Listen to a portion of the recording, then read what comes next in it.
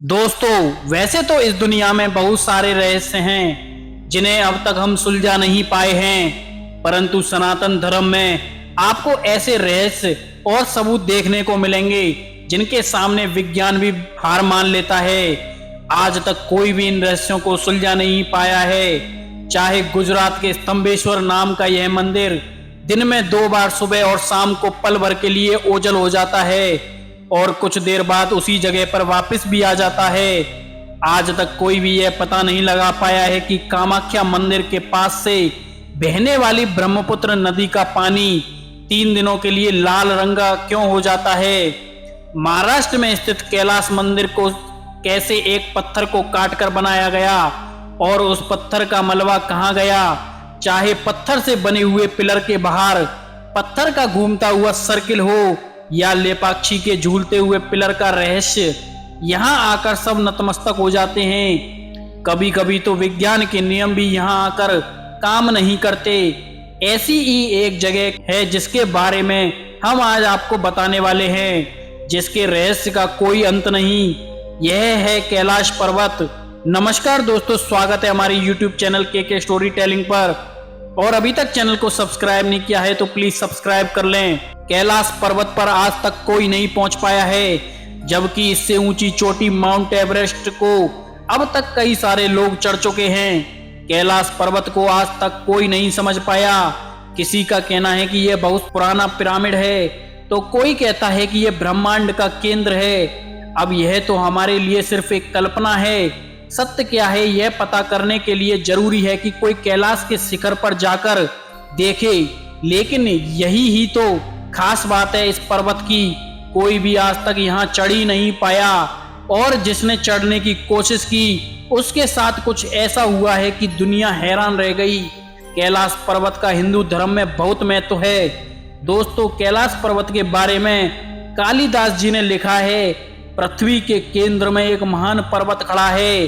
पर्वत के स्वामी राजसी समुद्र में जड़े जमाए हुए इसका शिखर बादलों से घिरा हुआ है। समस्त सृष्टि के लिए एक मापक घड़ी है जिससे ब्रह्मांड या पृथ्वी के केंद्र का पता लग सकता है। लेकिन दोस्तों, जिसे हम कैलाश पर्वत के नाम से जानते हैं, असल में वो कैलाश पर्वत रेंज की एक चोटी का नाम है। इस रेंज में कई और चोटियां हैं और कैलाश रेंज की सबसे ऊंची चोटी का नाम है लुई पो गर्मी, जिसकी ऊंचाई 23,272 फीट है। इसके बाद आती है चोटी जिसे हम कैलाश पर्वत कहते हैं। इसे माउंट मेरू भी कहा जाता है, जिसका शाब्दिक अर्थ है देवताओं का घर। अब दोस्तों, मान्यताओं की बात करें तो हिंदू धर्म में कैलाश पर्वत को भगवान शिव का घर कहा गया है। भगवान शिव अपने गणों के साथ निवास करते हैं। साथ ही इसकी सती की शक्ति पीठ के रूप में पूजा की जाती है। साथ ही कैलाश का वर्णन शिव पुराण में भी मिलता है। यहाँ पृथ्वी से स्वर्ग जाने का रास्ता बताया गया है। कहा जाता है कि पांडव यहीं से स्वर्ग गए थे। कैलाश पर बहुत सारी ऐसी चीजें मिलती हैं जो इन सब धार्मिक भावनाओं और मान्यताओं को बल देती हैं। और माना जाता है कि पर्वत के दक्षिणी मुख पर ओम का निशान है। कैलाश पर्वत का एक रिश्ता बौद्ध धर्म से भी है।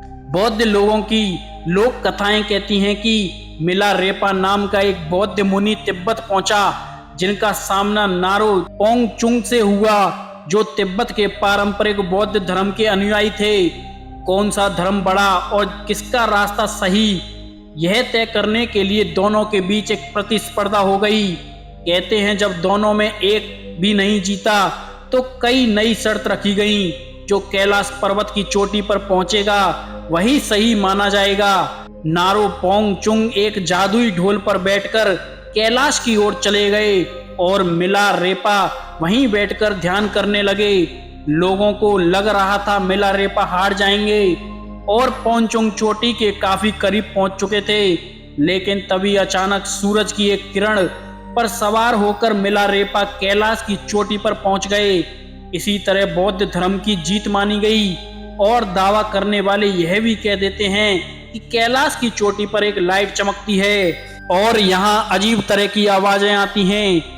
और लोग यह भी दावा करते हैं कि आवाजें और रोशनी की वजह से कैलाश पर एलियन आते जाते रहते हैं। कुछ लोग तो यह भी दावा करते हैं कि कैलाश के नीचे एक अलग ही शहर बसा हुआ है। साल 1999 में एक रूसी डॉक्टर अर्नेस्ट मलदूसाव ने एक थ्योरी दी, कैलाश अंदर से खोखला है। उनका कहना था कि एक पहाड़ ना होकर 100 अलग अलग छोटे पिरामिड से मिलकर बना है। इसके अलावा जो एक और दावा किया जाता है कि कैलाश पर्वत पर एक विशालकाय मानव बंदर रहता है, जिसे हम हिम मानव भी कहते हैं। इन सब की कल्पना इसीलिए भी की जाती है ताकि आपको पता चल पाए। कैलाश को छोड़कर अब हम एक झील की बात करते हैं जो कैलाश के बहुत नजदीक है। इस झील का नाम है मानसरोवर झील, जो कि 320 किलोमीटर में फैली हुई है और समुद्र तल से इसकी ऊंचाई 4500 मीटर है। इसका रंग नीला है, लेकिन सूरज की रोशनी में यह हरी भी दिखाई देती है। आज जहां हिमालय है वहां क्षीर सागर होता था। संभवतः यह झील उसी सागर का हिस्सा रही होगी जिसे हिंदू धर्म में इसे भगवान ब्रह्मा के मन से उत्पन्न बताया गया है। इसीलिए इसका नाम भी मानसरोवर रखा गया है। कैलाश के दक्षिण मुख जो मोर जैसा दिखाई देता है, वहां से करनानी निकलती है। कैलाश का पूर्व मुख जिसे अश्रव मुख कहते हैं, यहाँ से आसी नाम के ग्लेशियर से ब्रह्मपुत्र का उद्गम होता है। सतलुज कैलाश के पश्चिम छोर से निकलती है, जिसे हाथी या गजमुख कहा गया है, और सिंधु जिसके नाम से हिंदू शब्द निकलता है, वह कैलाश पर्वत के उत्तर से निकलती है। दोस्तों, मानसरोवर झील के अलावा यहाँ एक और झील है जिसे रावण ताल के नाम से भी जाना जाता है। मजेदार बात तो यह है कि इसका पानी इतना खारा है कि यहाँ कोई मछली तक नहीं मिलती। तो दोस्तों, यह थी कैलाश पर्वत से जुड़ी कुछ रोचक बातें। आशा करता हूँ यह वीडियो आपको पसंद आई होगी। वीडियो पसंद आई है तो वीडियो को लाइक और चैनल को सब्सक्राइब करना ना भूलें। मिलते हैं नेक्स्ट वीडियो में, जब तक के लिए हर हर महादेव।